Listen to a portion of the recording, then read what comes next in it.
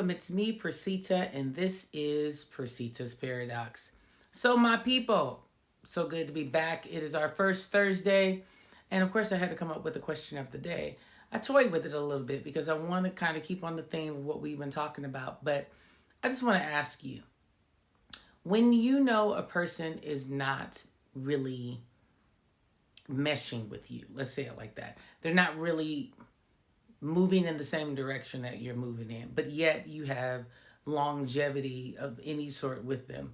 Do you feel like you have to stay in that relationship because you feel as if that relationship could become better? Or do you feel as if it's better to just break ties? So again, the question is, how long do you wait before you just break ties?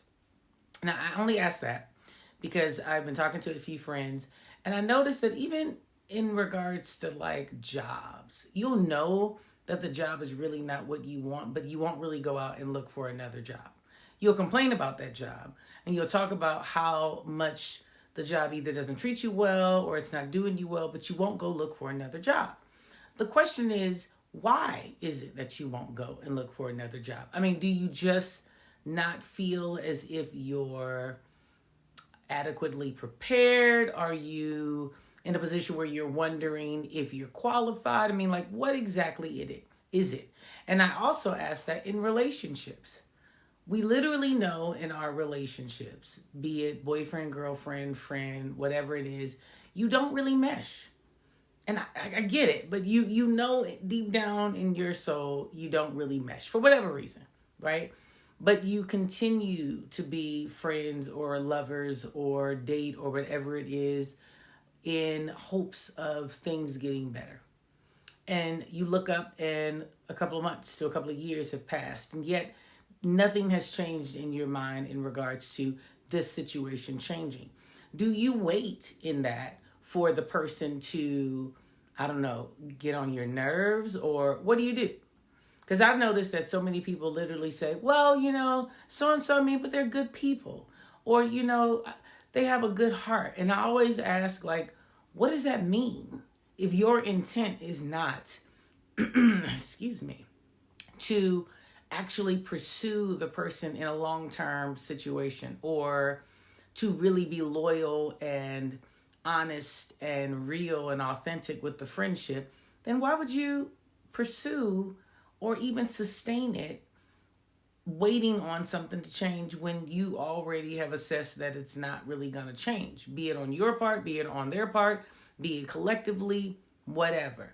I always find it interesting that people wait until things are terrible. Like they almost want the person to do something negative to them, cuss them out, disrespect them, whatever it is, so that they can then actually say, okay, yeah, and I knew all along, I knew this was never going to work, to leave or to break up or whatever it is. I just am always interested in, this is a two-parter, clearly. I'm always interested in why it takes so long for you to just grow some balls and move on. Like, it's like you gotta wait for the person to be negative so that you can break up negative. Like, we don't understand that you may have a situation where you're just not good for each other, and you can then walk away from each other in a very peaceful, happy way.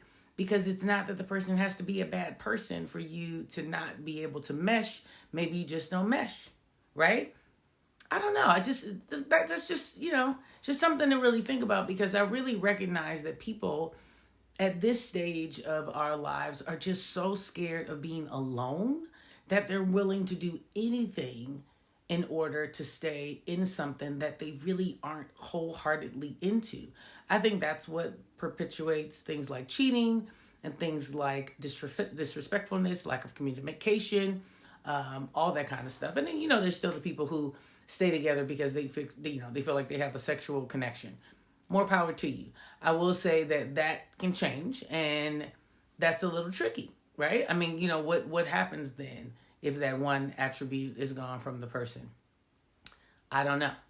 Maybe you then try to figure out another way. I would say that I have not really met very many people in my life who, if they are that focused on the sexual side of the relationship, that they're going to stay in it if there's really nothing going on, or a lot of justification about why they do dirt if that's not really going on. Same with friendships. If you're not calling, if you're not really communicating with these people that you would call your friends, if it's one-sided, if you are only listening to what's going on in their life, but yet you're not opening up about your own. And that could be family members. That could be, again, girlfriends to girlfriends, guy friends to guy friends. If you just know that you're not reciprocative, and that's not a person that you would find yourself being open with, why are you sustaining that friendship? It's just weird to me that we can't really understand that it's kind of a disrespectful thing, not only to yourself, but to the person, because the intent is not malice. It has a little malice to it. That's my argument. So I'm talking to some friends and they're like, no, Percita, that's not malice at all. It's just something that, I don't really want to do, because they really are cool people. I like hanging out, but it's just when they do this, or it's just when they do that. And I'm like, no one's perfect. So we shouldn't be looking for the perfect attribute in anyone. But what I do find very interesting is that we cannot seem to be honest within the relationship, be it friendship or relational, as in lover, husband, etc., to express what our needs are and to actually give the other person the opportunity to change. So again, in saying all of that, do you wait for the person to really have gotten on your nerves to literally then find it justifiable to leave?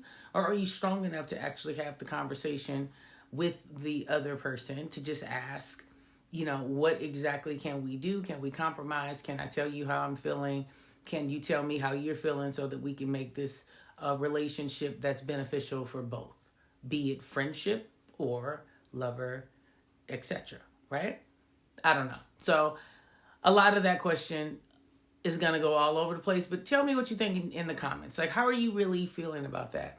I just hope that the older we become, the more mature we become, however you want to look at it, that when you're not compatible, you actually take the time to communicate with the person about it and either change and become more compatible, or understand that if you're not telling the person how you're really feeling and you're going through the motions, be it on any front or any platform of relation, it's kind of a disservice. And it does seem intentionally a little malicious, because those type of people typically talk behind your back. They typically judge you behind your back. They typically are envious of you. They're typically not the type of people that you really want in your circle. It's kind of funny. It equates to when you hear that saying, you have all of these people around you, but you want to keep your enemies close, and you forget about the people that are close to you. You just continuously talk about your enemies. But truthfully, it's the people who are in your circle that you're not paying attention to what role they're really playing in your circle and how that really plays out. I said to a friend the other day, I was like, I saw this interesting meme, but it was worth repeating. And basically the meme was saying that you have 20 friends that you can go out and go drinking with, but not one you'd be willing to start a business with. And that rang so deep in my soul, because there's so many people that you can literally go out and have fun with and do all these things, but you don't trust them enough to really say that you could build something with them. You kind of want to do a little evaluation of your life to see how true that is or isn't. And you may say, well, Percita, everybody doesn't do everything. And, it's a different friendship on a different level. Do you? Trust me, I am not in any position to tell you what to do. I'm simply posing the question of, are you able to still communicate with people about where you stand, and can you walk, even if there's not something negative that's happened, out of the sheer respect for the person's time and their heart and their emotions and your own. So I say all that to say, hit me in the comments. Tell me what you're thinking about. But as always, make sure you do 3 things. Live life authentic.